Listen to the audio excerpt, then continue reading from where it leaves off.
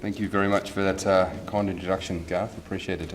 As Garth mentioned, myself and my colleague here, Amy Philbrook, who's sitting in the front row here, we look after our work in the energy from waste space, which we also encapsulate with our work in the bioenergy space. So you'll see those terms used interchangeably in my talk and in the slides here. But what I was keen to do, and for those that aren't familiar, give you a bit of context on who ARENA is, what we do, what we don't do, what our mandate is, and all that sort of information. Some context on our investment priorities, so that's where we look to invest our money, effort and time. Some opportunities that we see the sector, being energy from waste, brings, and lastly some context on some of the projects that we've supported to date.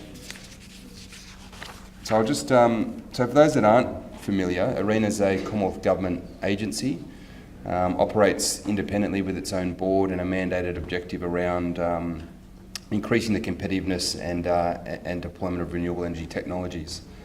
The organisation was established in 2012 with a lifetime out to 2022, and as many people will be familiar, there's an election on Saturday which may have some influence on that, but I'll allow people here to speculate rather than myself. So how should I scroll down? There we go. So this graphic here is a bit of a snapshot we use to summarise the work that we've done to date. So as you can see there, we've invested close to $1.4 billion odd to date, and that's driven total investment value of in excess of $3.5 billion. So that financial leverage, if you like, is one of our key, I suppose, reporting metrics that we have to ensure that we're driving good value for our funds that we invest. And the way we invest is that we're a very commercially minded organisation. We in effect act as a financier to projects and activities, so to ensure that what we're driving provides broader benefit, not just for that project, but for industry itself. And the main return on investment we have isn't monetary, it is really development of the sector. And that's traditionally done through knowledge sharing, for example, which again is there to address real and perceived barriers to deployment of certain technologies, and then drive that commercialisation story so that there isn't a need for ARENA in that sector going forward. And to date, we've got in the region of about $350 million to commit out until 2022. So hopefully everyone to that, but let me just quickly talk through it. And this is really designed to give you some context on how ARENA plays sort of in the innovation chain, if you like, and how we interact with other funding bodies and the like. So our remit covers everything from research and development activities, so that's at the university level, that's pre-commercialisation, all the way through to deployment, pre-commercial deployment of large technologies and projects. And how we fund or how we provide funding to such projects is typically dictated by where we invest. So later stage it is much more like a financier, whereas at the earlier stages it is much more as a grant provider to get things moving.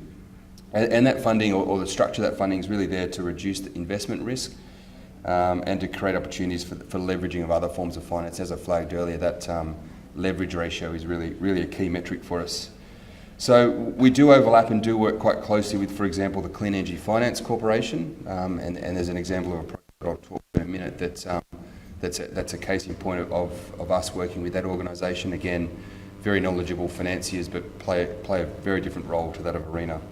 So you can see there the other institutions there, such as the CSIRO, the Renewable Energy Target, for example, and the ERF as it's currently known. So now just a bit more focus on ARENA's investment priorities specifically. So these are the four current investment priorities that we have, and allow me just to quickly mention them and then focus on the ones that the bioenergy and energy from waste are picked up under. So the first one's delivering secure and reliable electricity, and as the name suggests, is really what are the mechanisms, technologies, research, etc., that needs to be conducted to allow higher penetration of renewable energy technologies into the electricity system. So for example, all of our work around energy storage is picked up there, dispatchable technologies and the like.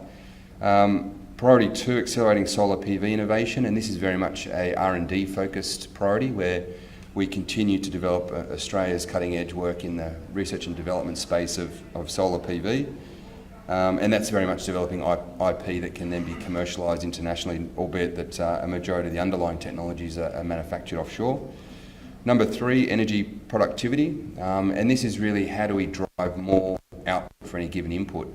And this can be both on the supply side, which is again where the energy from waste is picked up, or the demand side as well. So demand response type activities, built environment, transport and the like. And the last one, exporting renewable energy. So this picks up, how do we maximise Australia's competitive advantage in terms of renewable resource, whether that's wind, solar or otherwise, and how do we then export that benefit to international markets. So that includes, for example, the work we're doing in the hydrogen space at the moment, minerals processing, so upgrading commodities here with that renewable resource prior to it being exported, but again looking to build and sustain long-term industries.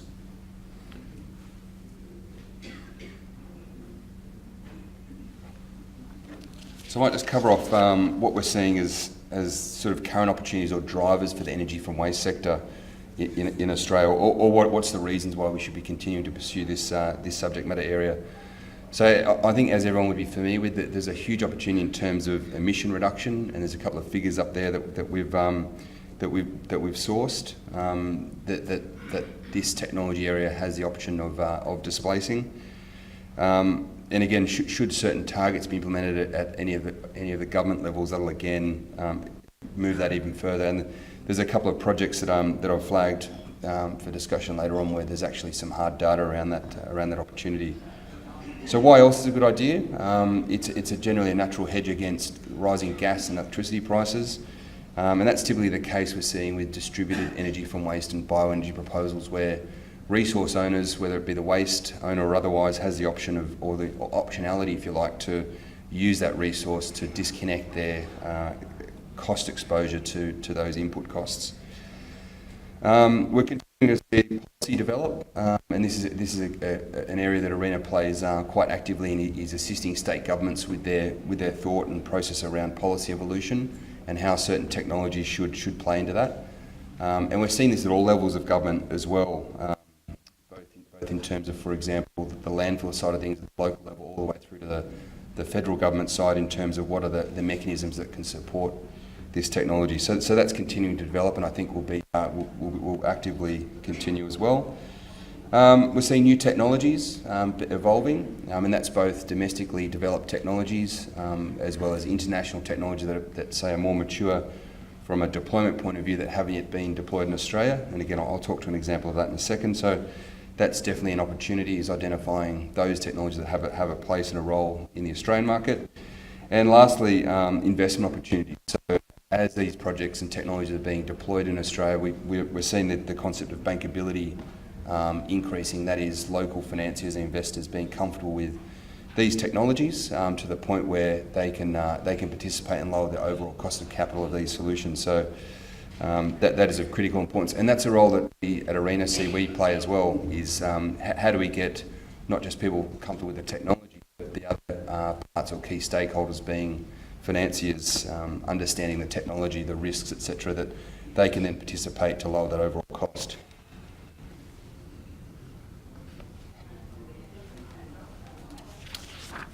So now to the benefits, and it probably overlaps a bit with those opportunities that I mentioned before. So the energy self-sufficiency points is a big one that we're seeing. That's particularly with regards to more of the distributed solutions, maybe less so away from sort of the larger energy from waste projects, but down towards the smaller scale, where it is that disconnect from say gas and electricity markets that allows that user, if you like, to benefit.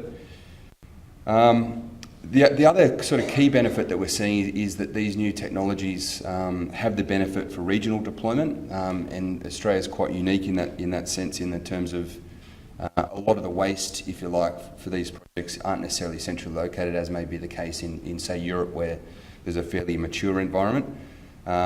So we see that as a key benefit, is the ability to build and develop these projects in regional locations that provide solutions for all stakeholders. And again, I think that aligns with particularly local government initiatives around landfill management, landfill targets, landfill objectives, and the like. Is that how do we sustainably develop projects and technologies that are scalable to such that regional organisations or councils can pursue these opportunities.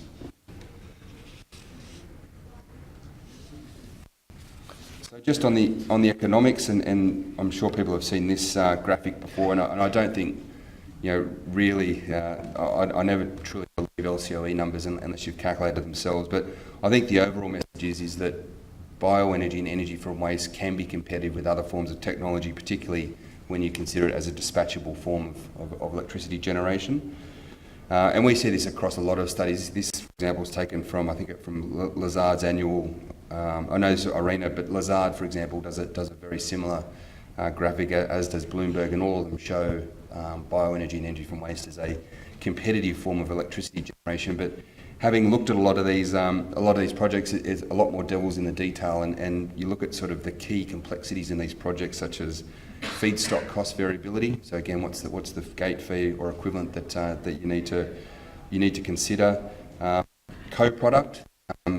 That's a very important one that we're typically seeing in other markets, particularly having looked at the European market, where heat value, for example, can be monetised, where in the Australian market we find there's limited opportunity for that.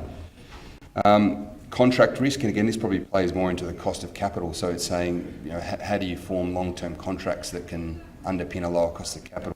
And again, the European markets of such maturity that we typically see elements or parts of waste being traded almost on a spot market because there's so much liquidity, whereas the immaturity of the Australian market warrants longer term contracts.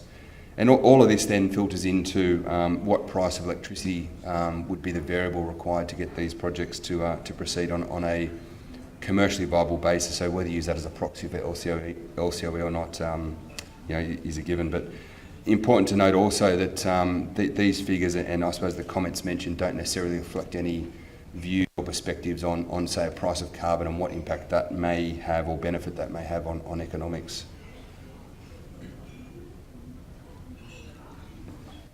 So here's a graphic of, I suppose, what we consider some investment criteria that we've applied in the past, and warrants and gives you a perspective on how we consider when we invest in energy from waste and bioenergy projects. So our work to date, and again I'll cover off a couple of examples in a minute, has encapsulated both a project environment as well as a feasibility environment. And in all cases we apply this lens. So firstly, in working through that, does the project or activity align with our investment priorities? And again, I covered that on the initial slides, and that's ensuring that there is sufficient renewable elements to the project. And we typically find, having done a lot of work in say MSW related projects or RDF projects, that there's sufficient renewable component in that feedstock. Is there sufficient technical and commercial innovation? So are we taking a leap in terms of bringing these technologies to commercial reality? And thirdly, how does that fit within ARENA's portfolio? So ARENA's role isn't there to provide funding to the same technology suite over and over. It really needs to drive that commercialisation story. From an environmental benefit point of view, we typically have a view that any project activity that we support must have a 30% or greater greenhouse gas reduction benefit over that incumbent. And again, that's just as a benchmark that we look at. Thirdly, feedstock, so sustainability, and again feeds into that commercialisation story. There needs to be a story around that feedstock supply that it is sustainable, that there is continuing deployment. So that again is ensuring that what we're doing is going to then seed other activities and projects off the back of it. And lastly, that commercial potential. So I suppose slightly overlaps with that feedstock point, is that how do we have confidence that there's committed financing for that project or technology both now and into the future, and what's the aggregate in terms of that total potential investment value. And seeing in, for example, some of the energy from waste projects where you're looking at multiple $100 million projects, the replication value of them from a leverage point of view is actually massive.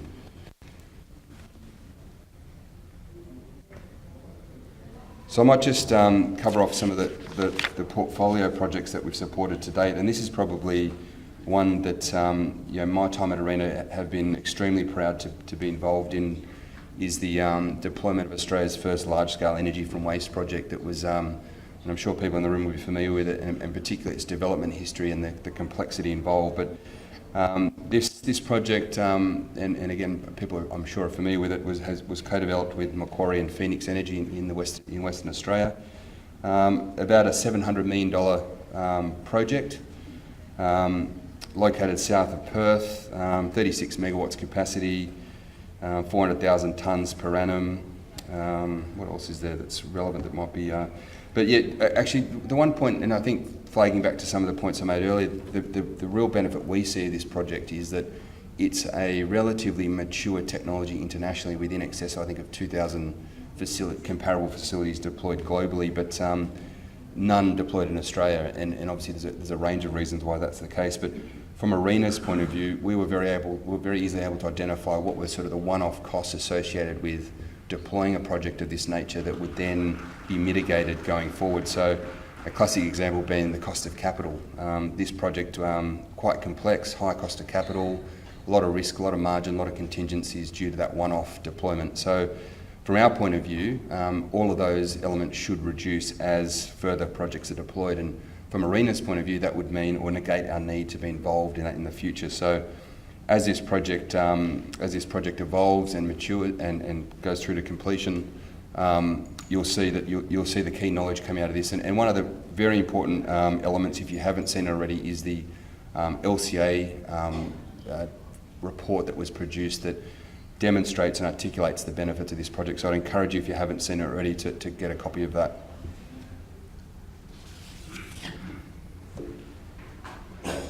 So I'm probably about to run out of time, are they? So I'll make sure I get to Garth's project quickly. So Southern Oil Refining, and I did speak about this last time I presented at this conference, for those that may remember, but Southern Oil Refining, a leader in terms of renewable products and reusing waste products to produce new and valuable products, particularly fuels. So the project that they're putting together in Gladstone is really a hub, if you like, of both on the fuel side and the waste processing side.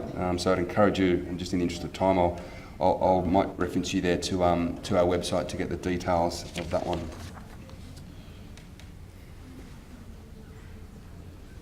A very interesting project, and probably more of the distributed nature, and this project is very successfully operating at the moment.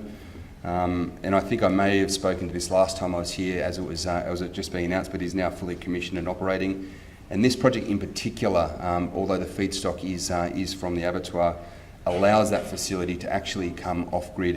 It's located in an area that suffered significant brown and blackouts on its network, and this project actually allows that whole facility to come off-grid and again decouple its exposure both price-wise and stability-wise. So again, that co-benefit is very hard to monetize or observe. So here's the big one that we're all looking forward to, and again, a very important project that we're very proud to be associated with is the work that RE Group's doing in conjunction with Energy Australia in terms of taking waste, observing the high value products out of that, and then producing a fuel that's capable of displacing a fossil fuel at the Mount Piper power station. So at the moment, ARENA's been involved in the feasibility stage of this project, and again, there's some really interesting learnings if you haven't seen them already from the LCA point of view, which some of the metrics are up there. But again, a publicly available report that I'd encourage you to have a look at and find more information on.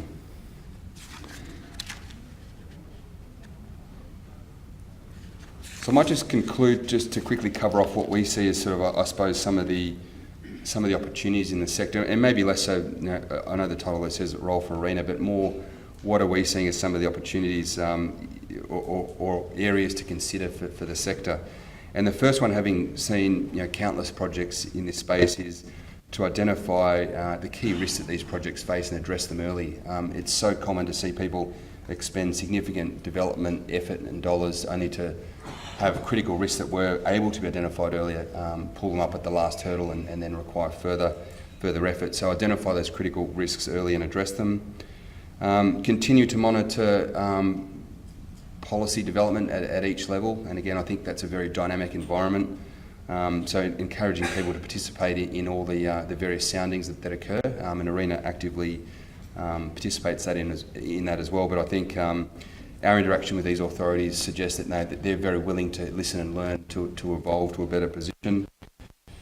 Continue to monitor local development. So again, things like the Kwinana project, there's going to be, as a result of receiving ARENA funding, significant knowledge sharing obligations on that project. So continue to monitor how these projects are tracking, how they're comparing against their budgeted position, both financially and technically. So ensure staying on top of those developments.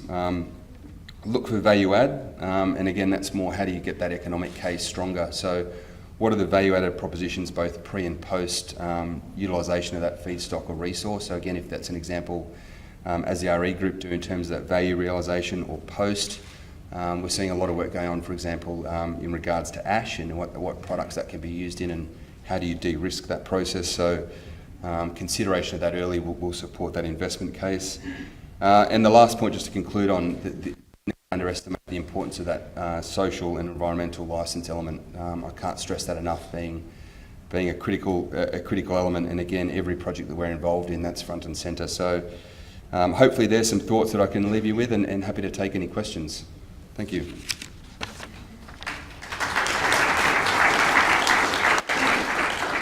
pressure, there's only time for one question. You look like you've got a really intelligent one there. Well, thanks for that. I'm just curious about the cost per megawatt hour of the Kwinana. Sure. Anticipated cost compared with thermal and solar.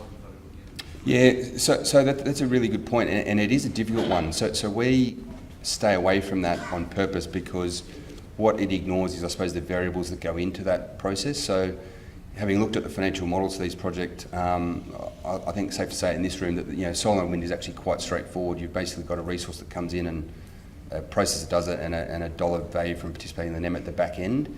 In the case of the energy from waste projects, you've got so many other complexities going in, being the feedstock element, the electricity side, the disposal, the co-products, etc. So it's actually, I would encourage people to shy away from considering that metric. I don't think necessarily consider them as a waste disposal project, but a project that has multiple economic drivers is the key way to think about it. So you can simply do the metric of your 36, I think it's 40 on a gross basis, for a $668 million project, compared to an LCO in solar of say $30, $40 or $50. But I'm not convinced that's a like-for-like comparison. So I'm conscious of running out of time, but I'll be around after the session if anyone has any questions or comments. Thank you.